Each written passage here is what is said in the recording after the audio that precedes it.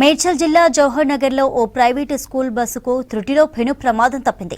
ఎదురుగా వచ్చిన ట్రాక్టర్ను తప్పించే క్రమంలో అదుపు తప్పి చెట్ల పొదల్లోకి దూసుకువెళ్లింది.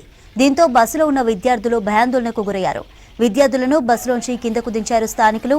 ఎలాంటి ప్రమాదం జరగకపోవడంతో పాఠశాల యాజమాన్యం, విద్యార్థుల తల్లిదండ్రులు ఊపిరి పీల్చుకున్నారు.